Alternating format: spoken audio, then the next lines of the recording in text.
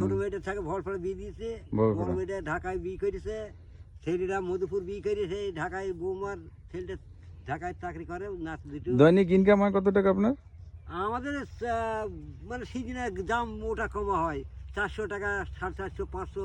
তাই যেন ধান কাটাকাটি লাগবে হয়তো দেখা যায় যে 500 টাকা হয়ে গেল। 500 টাকা, কিন্তু এখন এই যে এই কাজে 400 টাকা, 400 টাকা হয়ে যায় না? তো 400 টাকা যা না হলে কাজ তো করে খেতে হবে। তো দেখা গেছে এবার মানে ভুট্টায় বাম্পার ফলন না? ভুট্টি তো 800 টাকা মন বলছে। 800 টাকা, কিন্তু বাড়বে না? আর বাড়বে না? তো কি করে ওই খাবার করেছে 800-900 টাকায় খায় ভুট্টি ভেঙে নিয়ে মারছে মতন হয়েছে, তাই ওই দিদিকে 900 টাকা 800 টাকা আরাম। তা ঠিক আছে, আপনি ভালো থাকেন, আমি আবার আসবো, ঠিক আছে? আপনি জানেন আমি কোথায় থাকি? না, ওই ঘাট আছে না, ঘাটের ওইখানে আসবেন আমার অফিসে, ঠিক আছে? ঠিক আছে, ঘাট, হ্যাঁ হ্যাঁ ঠিক আছে, দোতলায়, ঠিক আছে? আপনি ওইখানে আসবেন, ঠিক আছে?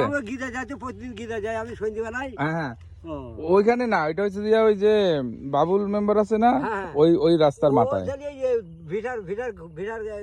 শাহ, বরুণ শাহর ওইখানে। তো ঠিক আছে, আসবেন, ঠিক আছে? ভালো থাকেন।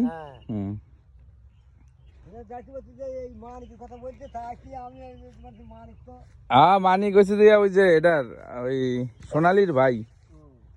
তো ঠিক আছে, ভালো থাকেন।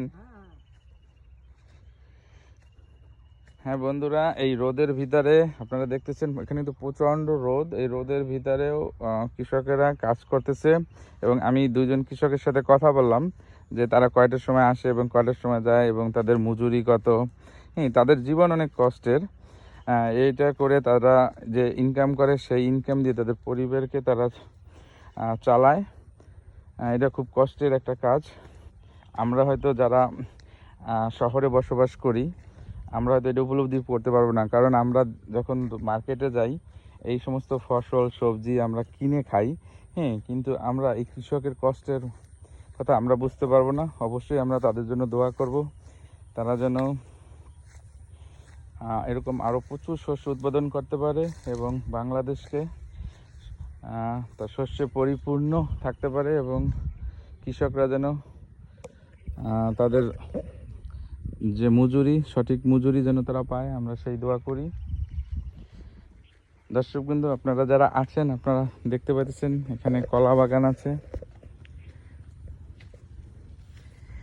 এখান থেকে প্রচুর কলা হয় এবং সেই কলাগুলো শহরে বিক্রির জন্য পাঠাই দেওয়া হয় এবং শহরের মানুষ এগুলা কিনে খায় এবং এখান থেকে কৃষির লাভ পায়, সেগুলো কৃষকেরা এবং যারা এই ব্যবসায়ী তারা আবার নেক্সট ইয়ারে তারা আবার প্রস্তুতি নেয় এই কলা চাষ করার জন্য। কারণ বুঝতেই পারতেছেন রোদের ভিতরে কাজ করা অনেক কষ্টের। অবশ্যই তাদের জন্য দোয়া করবেন যেন তারা সুস্থ শরীরে থাকে।